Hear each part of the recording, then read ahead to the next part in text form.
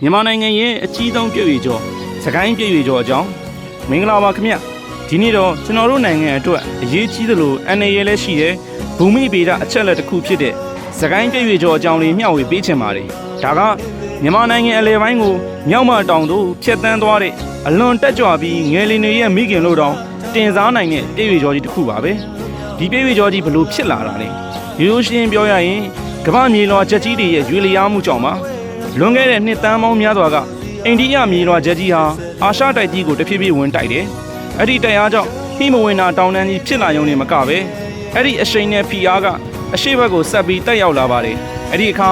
မြန်မာနိုင်ငံတီရှိယာနေရာကမြေလွှာတွေဟာအိန္ဒိယနဲ့အာရှမြေလွှာကြားမှာညှက်ပြီးဘေးတိုက်ညာဘက်ကိုရှော့ထွက်သွားဖို့လမ်းကြောင်းတစ်ခုပေါ်လာပါတယ်။အဲ့ဒီလိုဘေးတိုက်ရွေလျားမှုဖြစ်ပေါ်နေတဲ့အဓိကလမ်းကြောင်းကြီးကပဲစကိုင်းပြည့်ရွေကျော်ဖြစ်ပေါ်လာတာပါ။ဒါဟာကမ္ဘာမြေလွှာတွေတိုက်မိတဲ့စွမ်းရည်တွေကိုဖြေလျှော့ပေးနေတဲ့လမ်းကြောင်းကြီးတစ်ခုပေါ့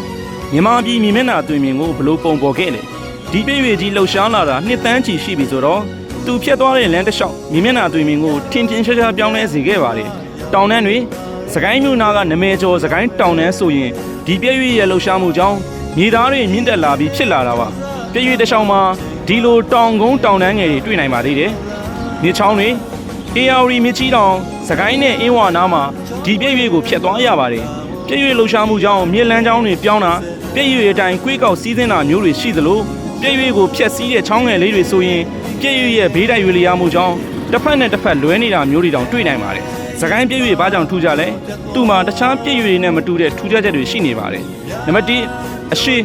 ်ကီလိုမီတာ1200ကျော်မိုင်900ကျော်ရှည်လျားတာကြောင့်ကမ္ဘာပေါ်ကကုန်းနှင်းပိုင်းဘေးတိုက်ရွေလျားပြည့်ရွေကြီးတွေထဲမှာအရှည်ဆုံးတဲ့ကတစ်ခုပါဝင်ပါ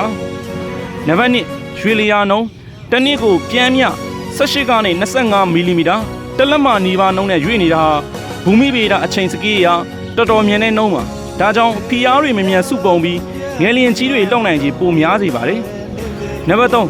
ဖြတ်သွားတဲ့နေရာအရေးကြီးဆုံးချက်ကမြန်မာနိုင်ငံရဲ့လူဦးရေအများဆုံးသမိုင်းဝင်မြို့ကြီးတွေဖြစ်တဲ့စကိုင်းမန္တလေးအင်းဝပဲခူးစတဲ့မြို့တွေနဲ့အရေးပါတဲ့အခြေခံအဆောက်အုံတွေရဲ့အနီးကပ်ဒါမှမဟုတ်ဓာတ်ရိုက်ဖြတ်တန်းသွားနေရပါဒါကြောင့်ငလင်လုံရင်တက်ရောက်မှုကပိုကြီးမားနိုင်ပါတယ်။နံပါတ်4မြင်သာမှုနေရာတော်တော်များများမှာပြည့်ရွေကြောင်းမြေပြင်မှာဖြစ်နေတဲ့အပြောင်းအလဲတွေလွဲနေတဲ့ချောင်းတွေတောင်ကုန်းတွေမြေသားအဆင်းအရာတွေကိုမြင်နိုင်တာကြောင့်လေ့လာရလွယ်ကူစေပါတယ်။ငလင်တွေဘလို့ဖြစ်လာတာလဲ။ဒါကိုရိုးလေးစဉ်းစားကြည့်အောင်ပြည့်ရွေရဲ့တစ်ဖက်တစ်ချက်ကကြောက်သားတွေကစက်ညင်ဘက်ကိုရွေ့ချင်နေတယ်။ဒါပေမဲ့ဂျားတွေကကြောက်သားတွေရဲ့ပုတ်တိုက်အားကြောင့်ချက်ချင်းမရွေ့နိုင်ပဲတစ်နေတယ်။ရာဘာကျိုးကိုဆွဲဆန့်ထားတယ်လို့ပဲရွေးတင်တဲ့အားကြောင့်ကြောက်သားတွေထဲမှာဖိအားနဲ့စွမ်းရည်တွေတဖြည်းဖြည်းစုပုံလာပါတယ်။အဲ့ဒီလိုစုပုံလာတဲ့စွမ်းရည်ကကြောက်သားတွေရဲ့ခံနိုင်ရဒါမှမဟုတ်ပုတ်တိုင်အားတဲ့ကြော်လွန်တဲ့အခါခွက်ဆိုတဲ့အတန်နဲ့တူရုပ်တရက်ကျိုးပြက်ပြီးလွဲချော်ရွေလျားသွားပါတော့တယ်။အဲ့ဒီလိုရုပ်တရက်လှုပ်ထွက်သွားမှုကြောင့်စုပုံထားတဲ့စွမ်းရည်တွေကလှိုင်းအဖြစ်အရက်လေးမျက်နှာကိုပြန်သွားတယ်။အဲ့ဒီ line တွေကိုပဲကျွန်တော်တို့ကငယ်လျင်လှုပ်တယ်လို့ခံစားရတာပါ။စကိုင်းနဲ့မန္တလေးဒေသကငယ်လျင်အနေနဲ့စကိုင်းနဲ့မန္တလေးတိုင်းဟာဒီပြည့်ရွေရဲ့အလေပိုင်းအတက်ကြွဆုံးအပိုင်းသားမှာရှိနေတာကြောင့်ငယ်လျင်ဘေးအနေရဲ့အထူးမြင်မာတဲ့ဒေသတွေပါပြည့်ရွေကျော်ကြီးကစကိုင်းမြို့အနောက်ဘက်အင်းဝတရဝူးမြို့တွေနဲ့အရန်နီးကပ်ပြီးမန္တလေးမြို့ကြီးနဲ့လည်းမဝေးပါဘူးဒီလိုနီးကပ်နေတော့ပြည့်ရွေပေါ်မှာငယ်လျင်တစ်ခုခုလှုပ်ခဲ့ရင်ဒီဒေသတွေဟာပြင်းထန်တဲ့တောင်ကမှုကိုတိုင်းရိုက်ခံနိုင်ရခြင်းများပါတယ်ဒါအပြင်ဒီဒေသတွေမှာလူဦးရေလည်းများတမိုင်းဝင်အထင်ကရဖျားစီတွေတပ်တန်းရင်အစာအုပ်တွေအရေးကြီးတဲ့တရားတွေဆယ်တွေရှိနေတာကြောင့်ငယ်လင်ကြောင့်ထိခိုက်ပျက်စီးနိုင်ခြေပိုများနေပါတယ်။တမိုင်းကတက်တည်ပြခဲ့တဲ့ငယ်လင်ကြီးများတမိုင်းမှာလည်းဒီပြည့်ရွေးနဲ့ဆက်ဆက်ပြီးငယ်လင်ကြီးတွေလောက်ခတ်ခဲ့ဘူးပါတယ်။1839အင်းဝငယ်လင